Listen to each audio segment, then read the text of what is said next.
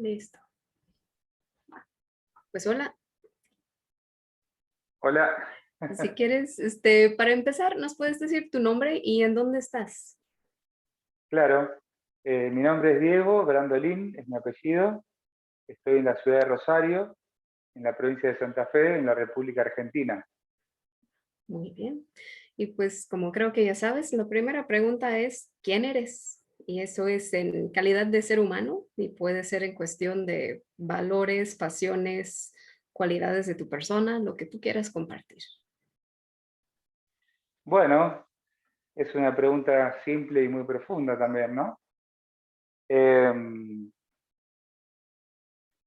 soy una persona tranquila, em, que puede tener momentos de mucha locura y momentos de mucha serenidad, pero se privilegian estos últimos, en mi experiencia. Suelo ser más tranquilo que alocado. Me encuentro en la mitad de mi vida, con suerte. Tengo 46 años, así que si todo va bien, estoy en la mitad de mi vida. Ahí sacando Eh, cuentas. Sacando cuentas, sí. Me gustan mucho las matemáticas, suelo sacar muchas cuentas. Sale- Me sale automáticamente hacer cuentas de las cosas. Eh, Soy una persona muy apasionada también, muy concentrada en sus intereses. Eh, lo cual hace que quizás pueda agotarme bastante, a veces detrás de un interés o detrás de una cosa que me apasiona. Eh, También soy alguien muy autoexigente. Eh, con el transcurso de los años he aprendido a no trasladar tanto esa exigencia hacia los demás, sino dedicarla constructivamente hacia mí.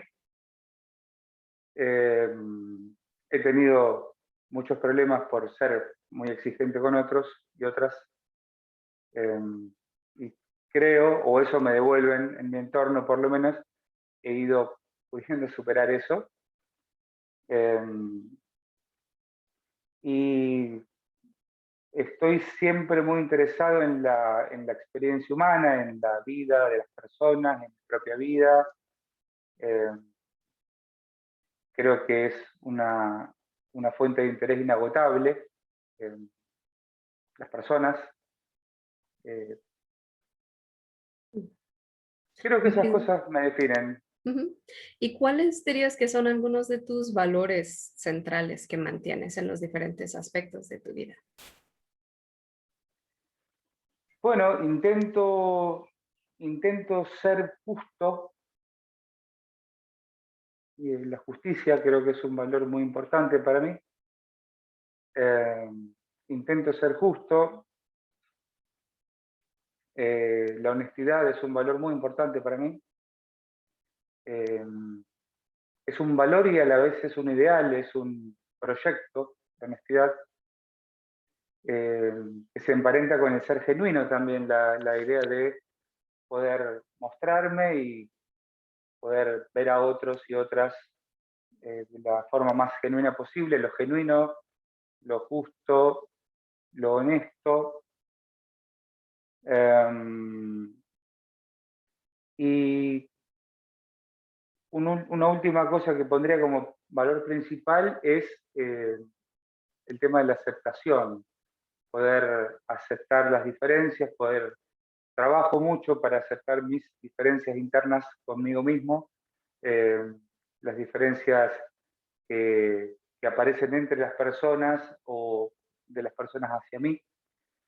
Entonces la aceptación creo que es otro de los valores los cuales creo y trabajo mucho. En las cuatro cosas que te dije, estoy a medio camino, necesito trabajar mucho más en ellas, pero creo que sería una vida más agradable si todos pudiéramos ser más genuinos, más honestos, más justos y más eh, aceptadores. Va, va. Y dijiste que eras apasionado. ¿Hay alguna pasión en particular que, que persigues en la vida? O... Sí, lo que más me apasiona es saber. A mí me interesa mucho el conocimiento, eh, me interesa todo el conocimiento humano. eh, yo siempre digo que, bueno, me dediqué a la psicología, a estudiar psicología en mi formación universitaria y estoy muy contento y orgulloso y agradecido de esa elección, pero podría haber estudiado cualquier otra cosa y si hubiera podido y si hubiera tenido las condiciones materiales para hacerlo, hubiera seguido estudiando otras cosas. Eh, por ahí la materialidad de mi vida no me lo permitió porque tuve que dedicarme a trabajar antes y durante mi formación y por supuesto después para mantenerme, pero me hubiera gustado poder dedicarme en profundidad a saber más. Eh, esa creo que es una de las pasiones fundamentales que tengo. Me interesa todo tipo de conocimiento, de experiencia, de datos, de lo que implica el saber humano. Así que eh, pondría eso como primer cuestión, ¿no? A ver. Ok. Y en un poco de tu historia más personal, tu experiencia de vida, ¿qué se te viene a la mente ahorita como un evento o un conjunto de circunstancias que tú dirías que ha influido significativamente en quién eres? Bueno, hay varios episodios significativos en mi vida. Yo creo que uno de los más importantes fue la separación de mis padres cuando yo tenía 14 años. Ese fue un evento que cambió bastante radicalmente el rumbo de mi vida. No porque cambiaran demasiado las condiciones materiales de mi vida, sino porque yo experimenté un cambio interior muy fuerte. Eh, a lo largo de los años y con el tiempo pude ir procesando que fui muy impactado por esa separación. Eh, hasta ese momento mi vida, o lo que yo imaginaba que iba a ser mi vida, se proyectaba hacia un lado y a partir de esa experiencia se proyectó hacia otro. Eh, tuve que recomponerme internamente y eso me costó varios años. Eh, a pesar de que fue una buena decisión, creo yo, viéndolo ahora con ojos de adulto, que ellos se separaran. Eh, creo que hicieron bien en separarse. Eh, pero bueno, yo como niño, como adolescente, por allí no conseguí evaluar en ese momento el impacto que tenía para mí. Y bueno, pasé de ser una persona o bastante sociable, bastante, abro comillas, adaptada a, a las circunstancias de la vida de un adolescente de clase media en una ciudad como Rosario, en Argentina. Rosario es una ciudad que tiene 1,5 millones de habitantes, es una ciudad mediana y grande, entre mediana y grande. Pasé de tener esa vida, todo en términos interiores, ¿no? Porque externamente no cambió demasiado, seguí yendo al mismo colegio, seguí cultivando las mismas amistades y demás, pero eh, me volví hacia adentro mucho. Hasta ese momento yo siempre también he sido una persona bastante decidida. Hasta ese momento yo pensaba que me iba a dedicar a las ciencias económicas en mi vida, que iba a administrar empresas, que iba a dedicarme a esa cuestión. De hecho, se esperaba un poco de mí también en mi familia esto. Y bueno, a partir de ese momento empecé con una cosa muy introspectiva. Eh, empecé a mirarme, a conectar con una dimensión de sufrimiento, de malestar, de dolor, de tristeza. Y en este volverme hacia adentro, eh, encontré también muy tempranamente, a los 14, 15 años, decidí cambiar el rumbo de mi vida y dije, no, yo me voy a dedicar a la psicología. Probablemente en un intento de hacer algo o imaginaba que era una manera de hacer algo con lo que me estaba pasando, pero todo esto en un nivel muy poco consciente, ¿no? Esto puedo elaborarlo con los años posteriores. En ese momento fue una etapa bastante introspectiva, bastante meditabunda. Ujú. eh, pero bueno, ese fue un evento importante en mi vida, un evento que me marcó bastante. Va. Sí. Y en cuestión relacional, ¿qué otro ser humano dirías que te ha influido o cambiado o impactado de alguna manera? Bueno, muchos también, muchos y muchas. Eh,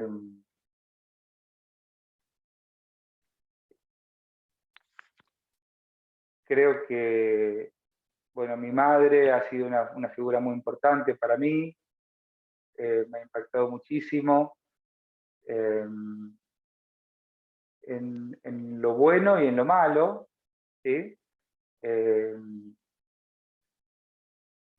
Ella siempre se mostró muy cercana a mí en términos de presencia, no tanto en términos de afectividad, de expresión de afectos, y creo que reclamó lo mismo de mí siempre. Entonces, bueno, de hecho, cuando mis padres se separaron, yo entiendo que ella se refugió mucho en mí, pese a que yo era un chico de 14 años y tengo dos hermanos. Creo que yo funcioné un poco, tal vez mis hermanos también, pero yo funcioné un poco como soporte emocional de ella en ese proceso. Entonces, la toma de distancia hasta encontrar una distancia óptima y saludable con mi madre fue todo un proceso de aprendizaje para mí que sigue todavía. Eh, pero bueno, estamos en muy buenos términos con mi madre ya hace varios años, no con poco trabajo de mi parte. Pero bueno, esa fue una figura muy importante para mí. Eh, y después hay un conjunto de personas muy importantes, amistades, sobre todo, parejas, eh, que me han ayudado mucho, que me han enseñado mucho, eh, que también me han mostrado, sobre todo mis parejas, me han mostrado algunas facetas de mí que yo preferiría no ver. eh, y eso ha sido muy beneficioso para mí, me ha permitido crecer mucho. Sigo en eso, sigo creciendo, estoy en pareja, estoy muy contento con la pareja que tengo, sigo aprendiendo mucho de ello. eh, Creo que va por ahí. Ok. Y un poco más acerca de diferentes aspectos de ti. Regresamos ahí a tus cuentas con el tema de la edad. ¿Cómo estás experimentándote en esta edad que tienes y cuál es tu relación o qué te significa el proceso de envejecimiento en sí? Bueno, yo estoy sintiendo que estoy en la mejor etapa de mi vida, en un sentido, en el sentido de la autodeterminación, de la libertad, de la posibilidad de elegir qué hacer con mi vida, qué hacer con mis días, qué hacer con mis horas, a qué prestar atención. Eh, en cuanto a haberme podido acomodar en la materialidad de la vida, yo viví unas cuantas privaciones, no hasta el punto de estar en una situación de vulnerabilidad, pero sí eh, Argentina, tal vez lo debes saber porque has entrevistado a otras personas de este país. Argentina es un país que tiene vaivenes muy complejos, eh, y nosotros como familia, digo yo, de la familia que provengo, somos personas que somos todos trabajadores y a veces tenemos buenas épocas y a veces muy malas en nuestro contexto de nación, de país. Entonces la materialidad de mi vida hasta hace algunos años fue un tema en el que tuve que luchar mucho, lo sigo haciendo, pero ya desde un lugar de cierto soporte. Entonces estoy como con algunas preocupaciones menos, digamos, y eso es muy importante para mí. Pude, felizmente, a partir de todo ese esfuerzo que hicieron en mi familia por mí, que yo después continué, pude empezar a viajar, pude empezar a conocer otros lugares del mundo, conocer otras personas de otros lugares, establecer experiencias nuevas, y eso hace que yo considere que me encuentro en una de las etapas más claras, más libres, más sostenidas de mi vida.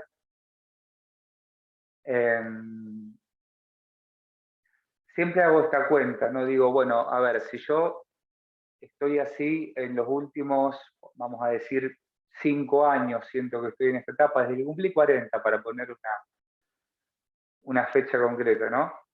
Y a los 40 viví más o menos la mitad de mi vida, o sea, me queda la otra mitad y arranco desde el mejor momento, o sea, me queda la mejor parte de la vida. Pero junto con los logros y el soporte y haber conseguido cierta tranquilidad en la organización material de mi vida, empieza otro proceso que es el declive físico de las energías. Me siento muy activo, muy vital, pero también me voy dando cuenta que, como vos decías, la vejez me va llegando de a poquito. Mi cuerpo va cambiando, mis reacciones, mi vitalidad. Y tengo una relación un poco confusa con esa parte de mi vida en este momento. Estoy viendo cómo encontrarme con ello. Me pasa como le pasa a muchas personas, que cuando me miro al espejo me veo igual que como cuando tenía 10 años, Ujú. pero no tengo 10 años, tengo 46. Pienso que soy el mismo, pienso las mismas pavadas, me digo las mismas cosas, hago las mismas morisquetas, pero ya el espejo no me duele una cara de niño de 10 años, me duele la cara que tengo, que es un Así hombre. es. Eh, entonces yo diría que esa parte de este momento de mi vida, y además sobre todo cuando empiezo a ver a gente muy joven que me empieza a tratar como un señor mayor, entonces eso ya Sí, eso es lo más duro, lo más doloroso. va. ¿Sí? No sé cómo será ahí en México, pero acá cuando te consideran joven te dicen, vos, qué sé yo, y cuando te consideran mayor te dicen usted, señor, no sé, Sí, bueno, no, ya cuando empiezan con el trato de señora, ya, yo ya estoy hace algunos años en ese plan y bueno, sí, estoy viendo cómo acomodarme, ¿no? No estoy así claro, no es. estoy para nada claro con el tema. Va. Y en cuestión de tu género o tu experiencia como hombre o en tu masculinidad, ¿cómo te experimentas y cómo te vas entendiendo?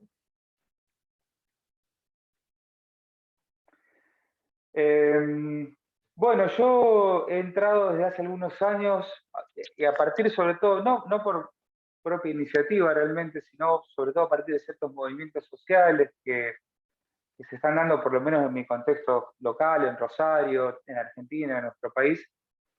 He entrado a revisar esa categoría en mi propia experiencia de una forma mucho más detallada. Eh,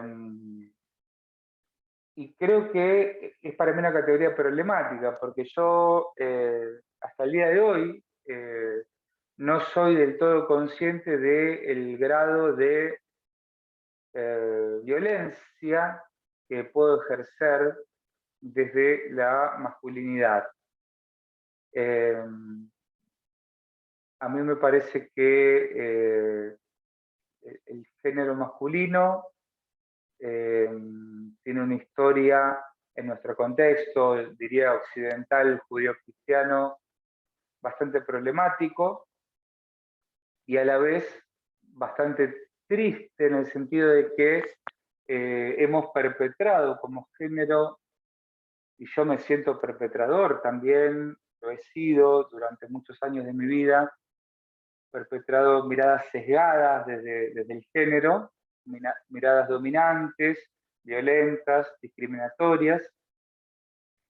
Eh, Creo que esto sigue en pie, por más que se está empezando a trabajar sobre esto intensamente de parte de muchas personas y yo me sumo, trato de sumarme a esa cola, a ese esfuerzo que otras personas han venido haciendo, sobre todo los colectivos de movimientos feministas, de ciertas lecturas deconstructivas.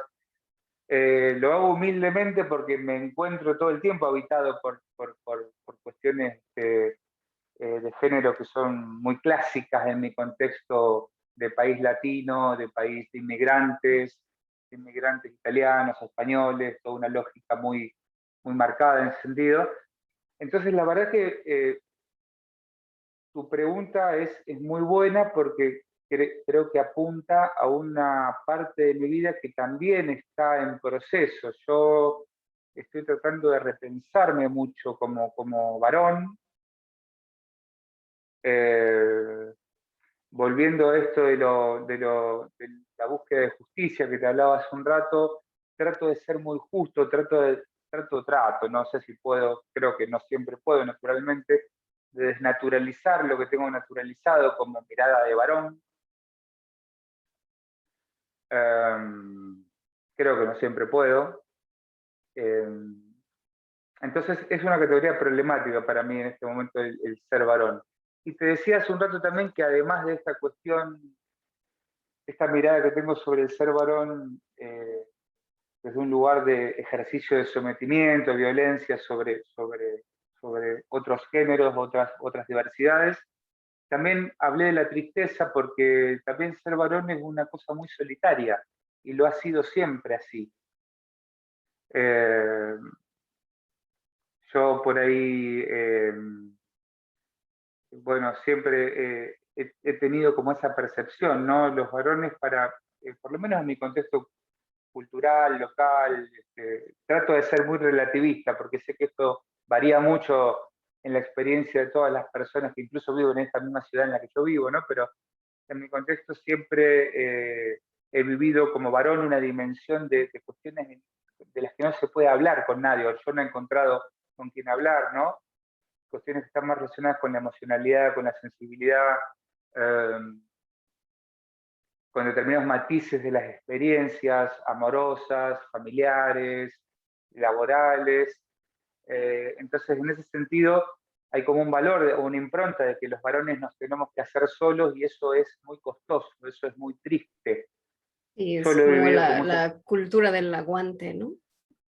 Sí, sí, yo lo he vivido y lo vivo con mucha tristeza. Eh,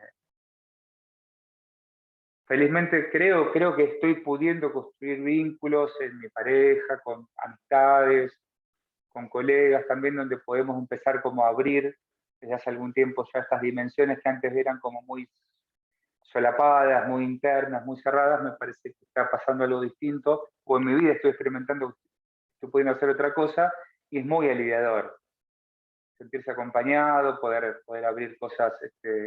Bueno, todos los procesos terapéuticos que hice me han ayudado muchísimo, muchísimo para eso.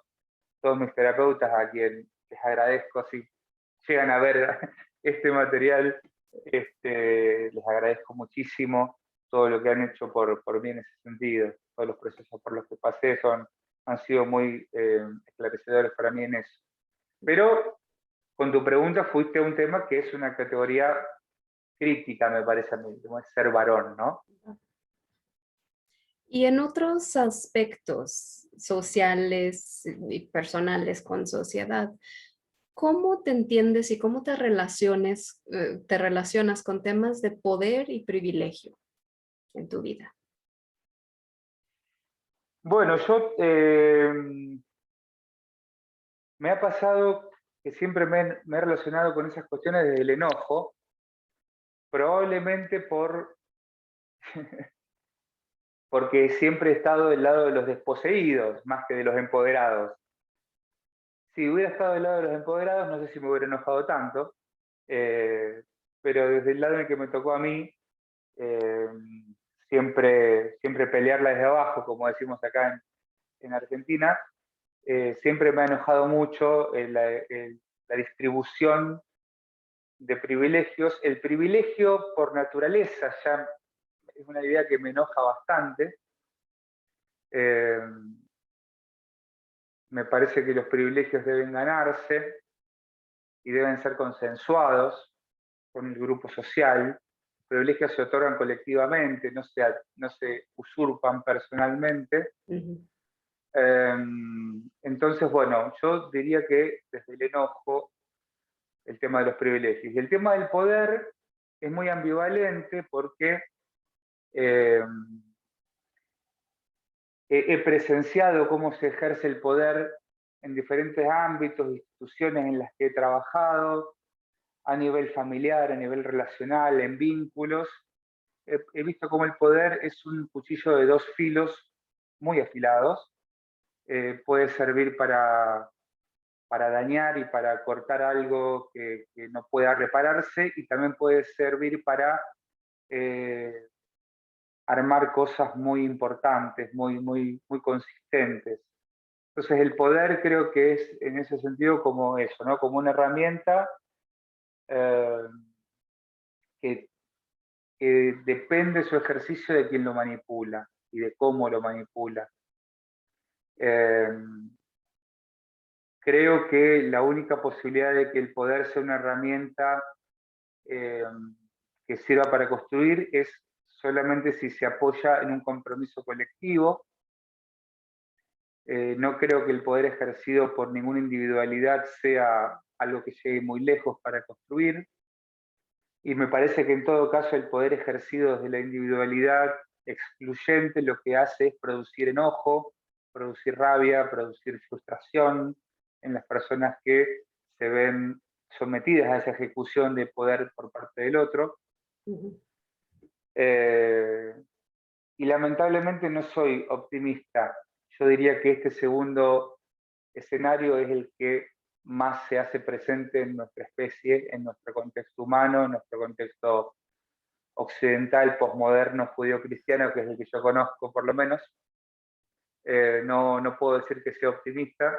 Hay toda una cultura de ensalzar el ego, de ejercer el poder de forma unilateral. Hay una carrera por eso siempre. No me gusta la forma en que vivimos los humanos, no me gusta eso. Peleo por eso, a veces yo también sucumbo a eso, porque yo con los años he tomado responsabilidades, tengo un nivel de ejercicio de poder en algunas cuestiones. Trato de ser muy cuidadoso y no puedo asegurar de que no se me escape, como le decimos acá en Argentina, el enano fascista que todos tenemos adentro. Eh, No sabía que era enano, pero ya, yo creo que es enano fascista porque como es chiquitito uno lo puede tener adentro y claro, entra en cualquiera, ¿no? El claro. enano fascista. Es una forma, un tiro que se usa acá en Argentina, ¿no? El enano fascista que todos tenemos. Yo creo que lo tengo ahí, lo tengo visto, creo que lo tengo dominado, pero seguro que se me escapa de vez en cuando. Eh, Sí, o sea, Impulso. es como es sistémico, pues es esa parte de complicidad, es decir, no estás completamente fuera de y en contra de los sistemas, ¿no? Hay siempre ese nivel como de negociación de qué tanto cedo para poder estar adentro de, ¿no? Está, Sí, está sí, de complejo. acuerdo, porque el tema de estar siempre enojado, siempre con rabia y tirando piedras desde afuera, la gente que está adentro manejando el poder y dominándolo, escucha las piedras como unos ruiditos que vienen de ahí afuera y que, bueno, ya se van a cansar de tirar piedras y acá seguimos cocinando el guiso como nosotros queremos. Entonces, coincido con vos, creo que hay que tomar responsabilidad sobre eso, hay que buscar acceder a espacios de poder para llevar una perspectiva de colectivizarlo, de hacerlo cooperativo, de hacerlo colaborativo. Eh, y eso no es fácil, porque cuando yo, por lo menos en los espacios de poder que he accedido, siempre incluso se espera de mí o de alguien que accede a una pequeña cuotita de poder. Yo no soy nada poderoso, digamos, pero en las pequeñas cuotas de poder que uno puede acceder a nivel de trabajo, de espacios compartidos, a veces yo noto que hay una mirada hacia mí como diciendo, bueno, resolvé si estás ahí, si tenés el poder. Y es difícil correrse de eso, e inclusive a veces puede haber una lectura de que yo puedo ser blando o puedo ser indeciso porque no hago un ejercicio tajante o Claro, determinante, o a veces cuando intento hacer una propuesta colectiva, me sospechan que traigo, como dice acá en Argentina también, un facón abajo del poncho, traigo como una carta, ahí se está haciendo el bueno para en realidad después claro. hacer otra cosa. Bueno, nada, es un estereotipo, es un arquetipo, yo diría a esta altura, si nos pusiéramos junguianos, esto es ya casi un arquetipo, el poder despótico. Me parece que para luchar desde adentro, coincido con vos, hay que remangarse y tratar de entrar ahí. Y tratar de trabajar con paciencia para eso. Te vuelvo a repetir, no me quiero poner insistente con esto, no soy optimista. No soy optimista. Pero sí ese no optimismo no hace que me quede quieto. Muy bien, pues yo creo que vamos a regresar a ese aspecto como que social y estos temas de influencia y poder en un momento, pero quiero saber también en dónde cruzaste caminos con la Gestalt. ¿Cómo entró eso a tu vida? Bueno, la Gestalt entró a mi vida porque yo estaba estudiando psicología en la universidad, un estudio de licenciatura de psicología, y tenía un amigo que falleció hace poco tiempo, muy joven, que estaba bastante loco, como yo.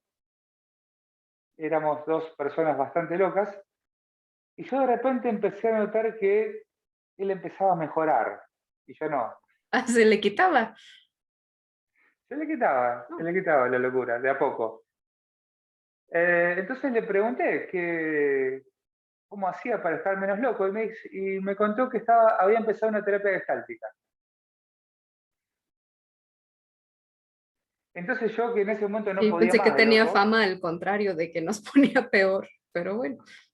no, no, no, no, no, no, no, no, para nada, para nada. Puedo dar fe de eso en la vida, bueno, de este amigo y en mi propia vida. Yo en ese momento tendría 20, 21, 22 años. Yo estaba bastante loco, cuando digo bastante es bastante, no podía conmigo mismo a veces. Estaba muy presionado también por muchas situaciones, sobre todo socioeconómicas, tenía que trabajar y estudiar, y quería estudiar rápido para recibirme rápido, para ponerme a trabajar, porque me quería mantener, porque en mi casa las cosas no estaban bien, y bueno, además de eso estaba tratando de relacionarme con otras personas, tratando de tener algún vínculo afectivo, eh, tratando de entender qué iba a hacer con mi vida. En ese momento estamos hablando de fines de la década del 90, a ver, sí, no, ya entrada la década del 90, Argentina, nuestro país, estaba en una situación muy, muy compleja, muy crítica. No es que ahora no lo esté, ahora sigue estando. Tenemos como una especie de maestría en situaciones críticas. Este pueblo es una cosa increíble, la resiliencia que tenemos. Sí, sí, son de deportes extremos en lo social y lo político y lo económico. No es ningún orgullo para mí, pero hay que reconocerlo. Tenemos un aguante increíble. No es ningún orgullo porque me gustaría que no sea así, me gustaría que sea de otra forma. Pero bueno, estaba así. Bueno, entonces en todo ese contexto tan complicado para mí, estaba muy loco, estaba muy loco. Y dije, bueno, si aparte tenía problemas para conseguir terapia, porque yo en ese momento tenía una cobertura de salud que era, aparte, eso Argentina siempre tiene de bueno eso, tiene sistemas de salud muy desarrollados,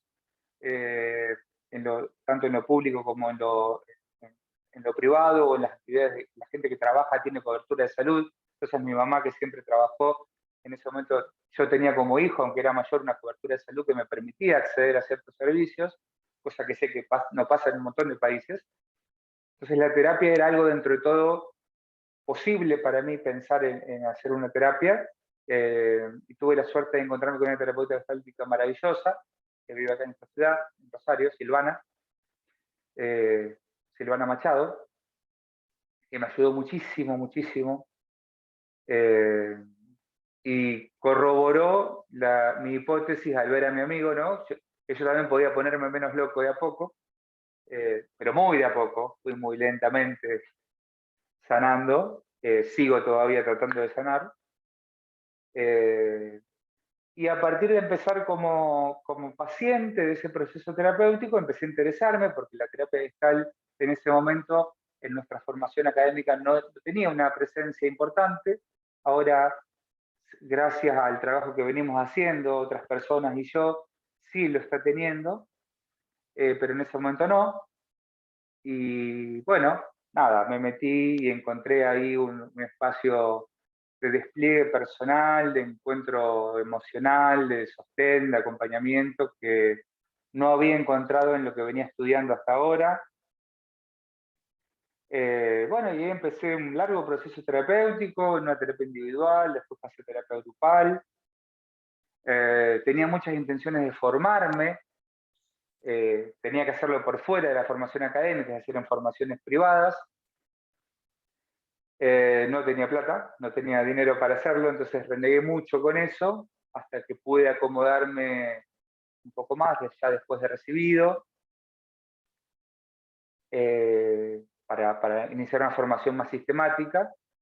Y bueno, de ahí en más, ya no me detuve, seguí profundizando cada vez más, me subí un poco a esto que te contaba hace un rato, mi ansia de saber, mi interés por conocer, y en estos años, 2002 empecé terapia, que son 20 años ya. Bueno, estos casi 20 años ya me estoy metiendo en todo lo que puede, todo lo que encuentro en la terapia gestáltica, que por suerte es un campo muy fértil, es un terreno muy, muy vasto. Pero esos fueron mis inicios, ¿no? Como paciente. Y viendo los ¿Y qué fue lo resultados clínicos. principal que encontraste y qué has hecho con ello? Lo principal que encontré es como dicen algunos autores que me gustan mucho, como Jean-Marie Delacroix, encontré una antropología, una forma de entender la experiencia humana, una forma muy integradora, muy aceptadora, muy abarcativa, eh, muy tranquilizante en ese sentido. Es decir, todo lo que yo hago, aunque me duele, aunque no me guste, aunque quisiera no hacerlo, tiene un sentido, y eso ha sido muy alentador para mí, encontrar que tiene un sentido, y si construyo un sentido distinto, puedo cambiar lo que hago. Entonces es una forma de ver el mundo y la vida muy posibilitante también, muy poco etiquetadora. Y todo eso creo que eh, me ha ayudado más a mí personalmente, y me ha permitido sanar algunas cuestiones mías, eh, tener otras en proceso de sanación, y después me ha permitido una cosa maravillosa, que es acompañar a otras personas a sanar.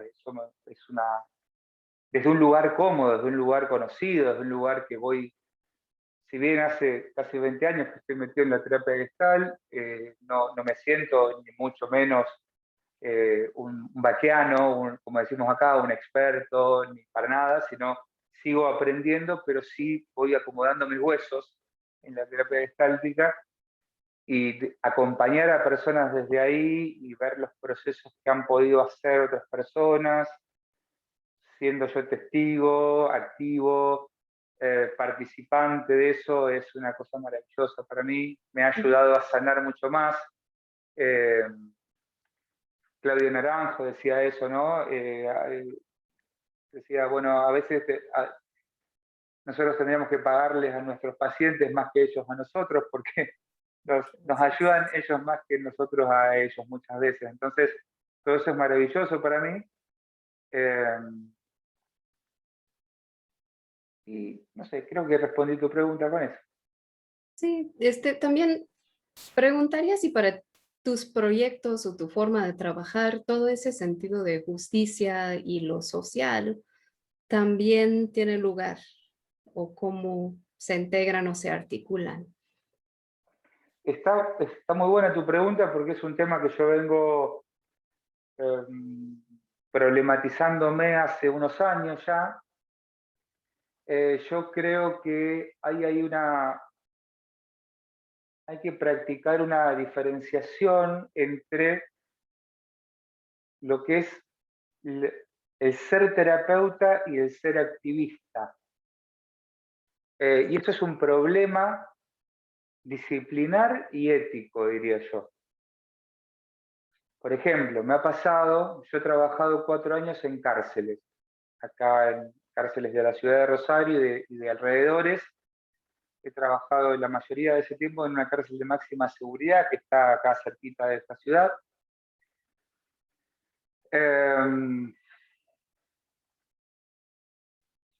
Y me ha tocado escuchar historias durísimas,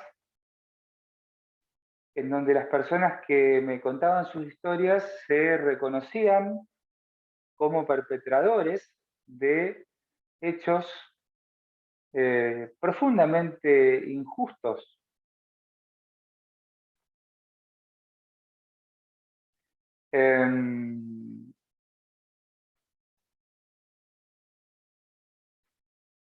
Y a la vez, yo conociendo las historias de esas personas, no te puedo decir de ninguna manera que puedo justificar esos hechos porque no es así, y ni siquiera en absoluto ellos mismos justifican esos hechos, para nada. Por lo menos en mi experiencia no es así, pero sí puedo decir desde una mirada de campo que puedo, no sé si entender, pero percatarme de la consistencia que hay entre los hechos perpetrados y las experiencias vividas. Esa consistencia no implica que yo la avale, no implica que la apoye, no implica que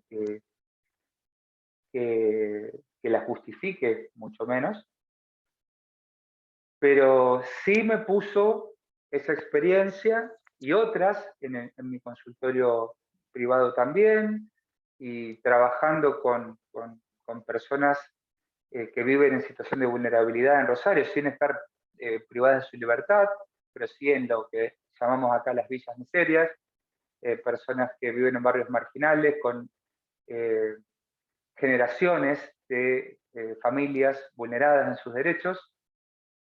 Es para mí todo un problema distinguir en qué momento yo estoy siendo un terapeuta y en qué momento estoy siendo un activista. O me pasa mucho, por ejemplo, cuando trabajo con personas que son víctimas de violencia de género. En donde yo tengo una posición activista realmente muy tomada, esto que te decía hace un rato acerca de las masculinidades y el sometimiento y el patriarcado y el intento de construir todas estas figuras, pero que yo también sé que una persona que está experimentando una situación de violencia de género, cuando viene a mí a buscarme como terapeuta, no, no sé si le sirve en esa búsqueda que yo le diga qué está bien y qué está mal. Porque yo sé que si yo le digo qué es lo que está bien o qué es lo que está mal, o pretendo elegantemente insinuarlo, o insidiosamente sugerirlo, esa persona puede cerrarse en seguir compartiendo conmigo su experiencia. Porque vos sabés, los consultantes son muy sensibles, somos personas muy importantes para nuestros consultantes. Entonces ellos nos están Claro, hay viendo, poder, percibiendo. hay Exacto, hay poder y hay poder. influencia. Es una relación básicamente asimétrica. Entonces, los consultantes buscan cuidarnos muchas veces. Entonces, si viene alguien a contarme una historia en donde está siendo víctima de violencia de género y yo me pongo, no, pero lo más probable es que esa persona deje de contarme eso para cuidarme. Y yo no quiero que pase eso. Y para que yo pueda escuchar y recibir y aceptar lo que me está contando y acompañar y meterme en esto esto que decía Karl Jasper, ¿no? De la convivencia, meterme a convivenciar su experiencia, yo necesito dejar entre paréntesis mi activismo, para ver en qué momento puede ser oportuno, porque quizás puede haber otro momento en el cual sea oportuno mi activismo. Pero no lo tengo resuelto para nada, estoy pensando por primera vez esto a partir de esto que me estás preguntando. Sí.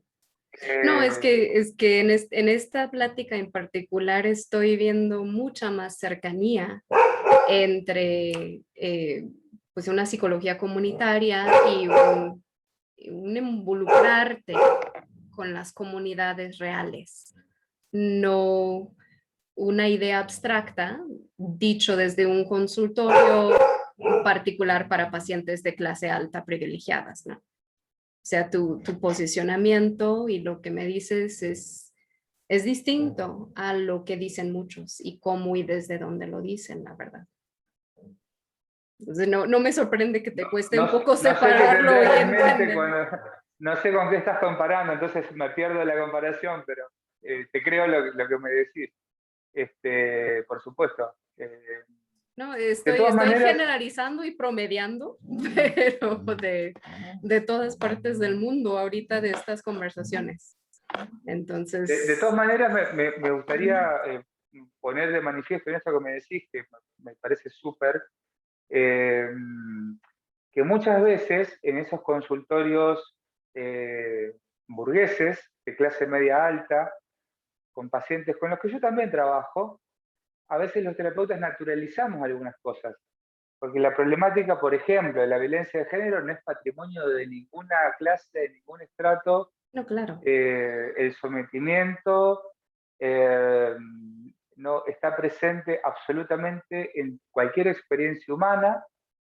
En las situaciones de vulnerabilidad lo que sucede es que se hace más colectivo en la representación social de que ahí está sucediendo porque se informa, se ve, pero lo que sucede en las grandes casas o mansiones de la gente rica no se informa, no se ve, no se traduce en ninguna parte, y los terapeutas muchas veces al naturalizar eso, me parece a mí, humildemente, que corremos el riesgo de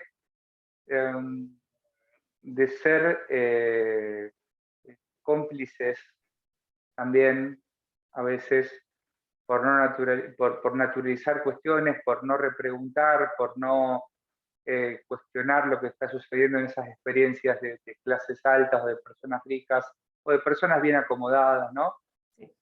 Pero me parece muy interesante que esta relación que vos haces. A mí, desde una perspectiva de campo, que es como yo entiendo la terapia gestal, me parece imposible abstraer, ¿no? Cualquier persona, venga desde el contexto que venga, me parece necesario entender, interpretar cuáles son las situaciones de contexto en el que vive, porque en ese campo en el que la persona desarrolla su experiencia va a haber significación para sus comportamientos, para sus pensamientos, para sus emociones. Entonces, no, la y en todo abstracción... eso está implícito una serie de relaciones de poder. Totalmente. Y en ese sentido yo creo que la terapia gestáltica, al igual que cualquier terapia psicológica bien llevada adelante, es una acción política. Los terapeutas hacemos acción política, política en el sentido de los clásicos de los griegos, ¿no? No en el sentido de política partidaria, sino política de para dónde yo quiero que vaya el mundo, ¿no? La terapia es probablemente uno de los espacios en este contexto posmoderno, tan desilvanado en las relaciones sociales, tan deshilachado todo el tejido social, es uno de los pocos contextos íntimos en donde se hace política pragmática, eficiente, ¿no? Es un espacio de acción política. Pero para eso los terapeutas debemos asumirnos como actores políticos en ese contexto terapéutico, ¿sí? No abstenernos de tomar una posición en ese sentido. Porque no podemos evitarlo, además. Sí, ahí es donde yo escucho en muchas la temática del uso del sí mismo, ¿no? De tomar todo ese conocimiento de mi propio posicionamiento en el mundo, mis posturas sociales, mis privilegios y la ausencia de, ¿no? Pero ponerme a servicio desde la conciencia de, pues esto sí traigo, ¿no? Sí, sí.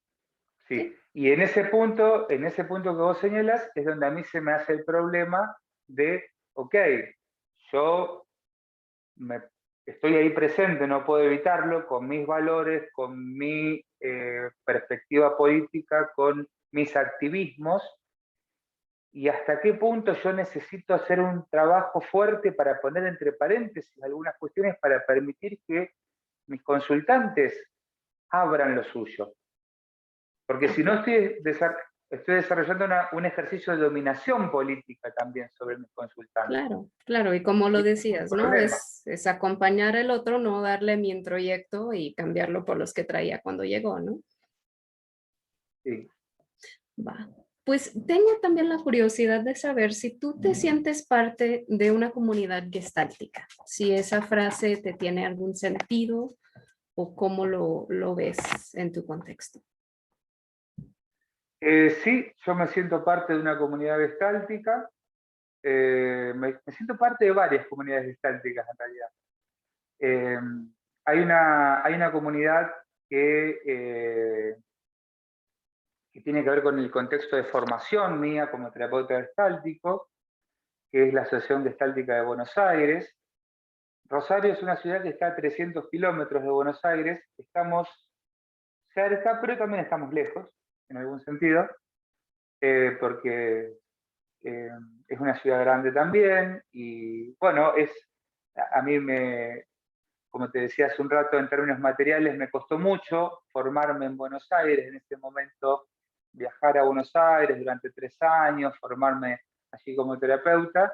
Me recibieron muy bien, me ayudaron mucho en la Asociación Gestáltica de Buenos Aires. De hecho, por eso, después de formarme, me asocié, soy socio de la asociación, he participado y participo activamente en esa institución, en algunas actividades, he tenido también algunos cargos de gestión en ese espacio. Ahí tengo una comunidad de origen gestáltica, diría yo. Esa es una. La otra comunidad gestáltica de la que soy orgullosamente participante es la que estamos construyendo aquí en Rosario en la universidad. Yo trabajo en la universidad pública en la que me formé en mi licenciatura, soy profesor allí, eh, soy el responsable de una materia en la que dictamos temas de terapia gestáltica para los estudiantes que están formando en el grado. Hace muy pocos años que pudimos introducir esta temática y es algo por lo que todos los estudiantes ahora pasan y se enteran y por supuesto germina su curiosidad de una forma muy importante. La formación en nuestra ciudad es preeminentemente psicoanalítica, eh, y la terapia gestal ha sido, digamos, un factor de eh, despertar curiosidad en estos últimos años, lo que ha hecho que nosotros podamos organizar una formación de posgrado acá en la misma facultad, hace ya varios años también, con la particularidad de que en esta formación la gente que se forma, además de recibir los talleres y el trabajo teórico vivencial, hacen prácticas en efectores públicos, en lugares donde se trabaja en la salud de personas que se encuentran en situación de vulnerabilidad social. Entonces podemos supervisar esas prácticas y realmente la ligazón que hay con la terapia gestáltica a partir de verla en la práctica durante la propia formación como terapeutas, hace que vamos armando una comunidad ya hace varios años, desde 2016 que empezamos esta experiencia, que está muy vital. Y esta es la segunda comunidad en la que me siento orgullosamente partícipe, que estamos organizando, que estamos armando esta red de Gestalt a partir de la universidad. Y hay una tercera comunidad a la que Yo te me iba a enteré que, felicitar por la segunda, porque esa integración de lo académico, lo social y lo vivencial es un equilibrio que se logra en muy pocos lugares, la verdad. bueno, gracias. No, no es fácil. Gracias por la presentación. Ujú. Sí, a mí me parece el camino natural, porque yo me formé en la universidad pública, yo no pagué un centavo durante mi formación de grado, es una universidad pública bancada con los impuestos del Estado, de todos los ciudadanos, entonces me parece el camino natural formar a gente en un modelo en el que yo creo, en el que yo me ha hecho bien, he ayudado a gente que le vaya bien, y devolverle de esas cuestiones a la comunidad también en ese mismo proceso de formación, me parece eh, como un camino obvio, ¿no? Sí, Natural. sí, lo obvio en algunos lados se considera como socialista y radical, pero pues yo estoy contigo y para mí también sería obvio, ¿no? Sí, sí, sí, porque yo fui beneficiario de esa formación, la gente, la comunidad, los ciudadanos y las ciudadanas pagan sus impuestos para que nosotros nos eduquemos, entonces nosotros desde la educación que recibimos necesitamos devolverle cosas. ¿Y en qué otro espacio más comprometido de devolver que no es en los espacios donde hay situaciones de vulnerabilidad social? Entonces trabajamos en centros de salud, que es como se llaman acá los pequeños efectores que Sí. están en los territorios, trabajamos en centros de mediana complejidad, en espacios incluso en otras localidades que no son la ciudad de Rosario, con colegas que se están formando, que están trabajando, que después supervisamos sus experiencias, los acompañamos a que acompañen. Eh, no sé, me parece la forma, qué sé yo. Sí, no sé. Y además producimos conocimiento, investigamos, desarrollamos teoría, estamos presentando proyectos de investigación sobre las cuestiones que van pasando en esa práctica también. Creo que es una retroalimentación positiva, eh, virtuosa, eh, y espero tener la claridad para seguir acompañando y que siga creciendo la rueda. La gente que se está formando es muy valiosa, hay una comunidad gestáltica muy creativa, muy valiosa acá en Rosario, fruto de todo este proceso, y yo estoy muy contento, estoy muy orgulloso, muy emocionado por todo eso. Bueno, estoy muy emocionado por todo eso. Sí.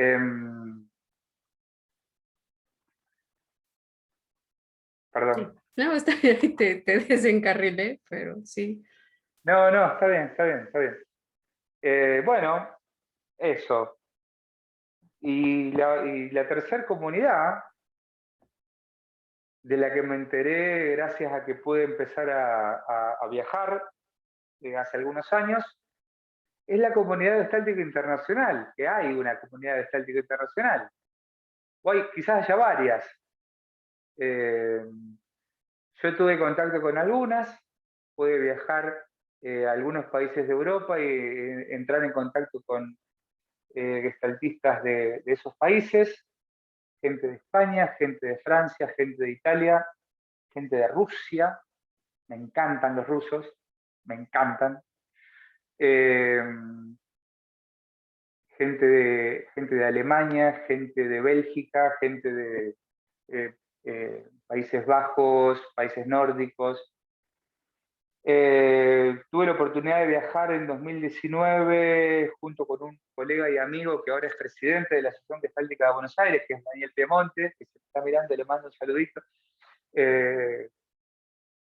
Y pudimos viajar a una de las conferencias de la Asociación Europea de Terapia Gestal que se hizo en Budapest en 2019, y me encontré con una vitalidad increíble, con una variedad, con una cosa de múltiples voces que me alegró, me sorprendió, me recibió muy bien, muy cálidamente. Entonces yo creo que esa es la tercera comunidad en la que quiero seguir integrándome, quiero seguir participando, quiero hacer esfuerzos para... Después me los encontré también en Chile, donde compartimos esa experiencia. Vos, Heather, Ujú. estuviste también acá en Chile, acá en el país vecino, muy cerquita, donde la gente vino a presentar sus investigaciones, cosa que me parece increíble, importantísima, súper necesaria, el desarrollo de la investigación clínica y de otros tipos, investigación en contextos comunitarios, sociales, organizacionales. Bueno, todos sabemos todos los contextos en los que la Gestalt puede desenvolverse, e investigar sobre eso. Bueno, ahí me encontré también con mucha variedad, con mucha calidez. Así que bueno, esas son todas las comunidades que yo creo que a lo mejor yo estoy alucinando y yo me creo que hay comunidades, pero bueno, es el mundo vivido por mí así, no sé.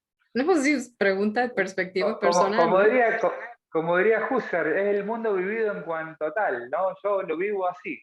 Ah, Yo vivo que hay todas esas comunidades y creo que nada, y creo que lo compartimos con muchas personas estas ideas y sí, estas no, no, sensaciones no, de no éramos comunidad. alucinaciones, sí, sí, habemos varios ahí afuera. Sí, Habemos varios, sí. habemos varios. Ah. Sí.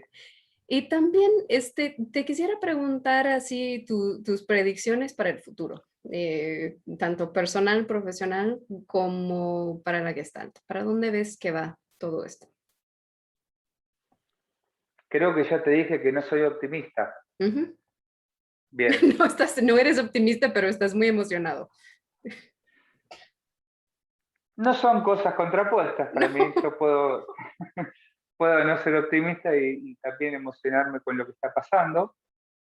No soy optimista en el sentido de que esta pandemia me parece que ha puesto de relieve una forma de estar en este planeta, nosotros como especie, muy crítica, que está, si no llegando a sus límites en la experiencia, golpeando las puertas de los límites de cómo estamos habitando este planeta. Creo que la pandemia es un problema, una catástrofe ecológica. Curiosamente, esa catástrofe ecológica humana permitió el resurgimiento de algunos contextos ecológicos, ¿no? Porque al movernos menos somos tan invasivos, tan dañinos los humanos a veces, que cuando dejamos de movernos y nos quedamos quietos, otros seres resurgen, ¿no? Y eso es importantísimo, como muchas aguas se han vuelto límpidas, como muchos bosques se han repoblado de especies, como muchos lugares en donde las especies autóctonas no aparecían hace mucho porque había muchos humanos, empezaron a aparecer. Eh, pero bueno, me parece que la pandemia es una señal de alarma muy fuerte y además no soy optimista de nuevo, perdón, con este vuelco a la virtualidad. Gracias a la virtualidad, vos estás en este momento en Durango y yo estoy en Rosario y estamos conversando y yo le estoy pasando muy bien y nos estamos contando cosas y está muy bien. A mí me parece que con la virtualidad se pierde algo de la experiencia humana más radical y eso me preocupa bastante. Es que eh, en la virtualidad hay algo de lo que es para mí esencialmente humano que se pierde, que es el cuerpo, ¿no? Que es la corporalidad, la presencia corporal, la experiencia de estar, de ser un cuerpo frente a otro, cerca de otro, de percibir la tridimensionalidad, de percibir el mismo ambiente, de estar compartiendo, de armar un nicho común en el encuentro. Y la virtualidad nos está pasando por arriba. Yo no pretendo convertirme en la vieja guardia humanista que lucha contra la virtualidad, no creo que sea así, creo que la virtualidad es parte del humano, pero me preocupa un poco lo que estamos dejando de lado de lo humano a través de privilegiar a veces la virtualidad. Yo veo, por ejemplo, que muchas personas prefieren encontrarse virtualmente antes que presencialmente, lo cual hace que todos estemos cada vez más encerrados en un espacio sin compartir espacios con otros. Eso puede parecer comodidad, pero creo que a la larga puede ser un problema. Y tiene ventajas indudables la virtualidad, la posibilidad de conectarnos en red, de conectarnos instantáneamente con personas que están lejos, nos acerca indudablemente, pero ahí mi costado escéptico que te decía hace un rato y pesimista se queda con esa cosita de qué nos estamos perdiendo cuando nos encontramos virtualmente, ¿no? ¿Qué otra cosa podría ser? A lo mejor me tengo que resignar y hacer el duelo y decir, bueno, nos estamos perdiendo y bueno, despedite porque nos la vamos a perder de ahora en más porque lo virtual indudablemente se está imponiendo. Entonces me consideraré un romántico de la presencialidad y añorándola, y me acostumbraré a hablar por Zoom y por Meet y por todas las, como lo estoy haciendo, ¿no? El año pasado a nosotros acá en la actividad académica, por ejemplo, se cerró por completo la presencialidad y hace un año y medio, desde el 20 de marzo del año pasado, que estamos en contacto con nuestros estudiantes y demás, en el grado, en el posgrado, todo virtualmente. Y ha sido un esfuerzo muy grande para todos nosotros como docentes, como trabajadores de la educación, como profesionales de la salud. Yo tuve la necesidad de empezar a atender a mis pacientes particulares de forma virtual cuando se cerró por pandemia aquí en Argentina el 20 de marzo del año pasado. Estuve 3 meses trabajando virtualmente con ellas y ellos, y cuando volvió la presencialidad abrí mi consultorio con los protocolos sanitarios y demás, y para mí no hay ninguna comparación posible entre la terapia presencial y la terapia virtual. Que me disculpen los pro futuro, todo bien, los bancos, está todo bien, pero la terapia es un encuentro humano que para mí requiere la presencia real y concreta, ¿no? Entonces, la verdad es que la terapia virtual, por ejemplo, se me presentó como un recurso inestimable para mantener los procesos con mis consultantes y seguirlos acompañando en un contexto tan angustiante también como es el de estar encerrados y con muerte y con enfermedad alrededor. Fue realmente un recurso inestimable en ese momento, pero yo voto por la presencialidad si puedo votar. Si me dejan votar, yo voto por la presencialidad. Bueno, en ese sentido, pesimista, pero bueno, también sé que lo virtual tiene potencial, ¿no? Lo estamos viendo. Sí, pues es como una cuestión de priorizar y distribuir los recursos, ¿no? De entender para qué estoy disponible y de qué forma. Y, Sí, pues, sí, va, sí, muy sí. bien. Pues yo, la verdad, he disfrutado mucho, aunque sea virtual, estar contigo. Estoy disfrutando tu presencia electrónica, Yo pero también, yo también. sí, sí necesito que vayamos cerrando hoy por cuestiones de tiempo y una disculpa por eso. Pero te quiero preguntar si hay alguna reflexión final o algún otro elemento de ti que consideras importante dejar plasmado. Eh, si tuviera que dar mi último panegírico de qué, invitaría, supongo, uno siempre habla para un posible oyente, ¿no? Así como cuando uno escribe, uno imagina al lector. Cuando estoy hablando con vos y además de hablar con vos, estoy hablando para las personas que quizás vean este video. Imagino personas quizás interesadas en la Gestalt o que dieron por casualidad con este video, o lo que sea, pero bajo ese supuesto, aquellas personas que estén escuchándome y que estén interesadas en la terapia Gestalt, les quiero decir que se metan, se comprometan.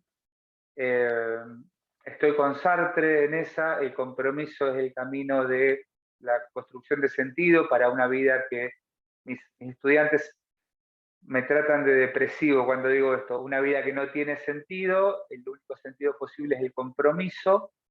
Comprométanse, los insto a todo el mundo a estudiar, a aprender, a avanzar, y la terapia gestáltica es un campo que tiene mucha necesidad de avanzar. Y si tenemos una red de gente comprometida, como Heber, vos lo estás haciendo con este proyecto y con tus colaboradores y con la gente con la que estás trabajando, así como vos hay muchas otras iniciativas, la tuya me parece muy buena y te lo dije antes de filmar esta entrevista. Creo que ese compromiso va a hacer que esta disciplina crezca, y eso no es lo importante no es que seamos más ricos en nuestro reino, lo importante es que la disciplina crezca para ofrecer algo a la humanidad, para ofrecer algo al resto de las personas. Entonces, ese sería mi llamamiento. Metámonos, investiguemos, comprometámonos, estudiemos, hagamos relaciones, metámonos con la Gestalt, que es algo bueno. No es lo único, no es lo mejor, tampoco es lo peor, es una forma, pero es una buena forma, es una linda forma de aportar algo. Eso. Va, va.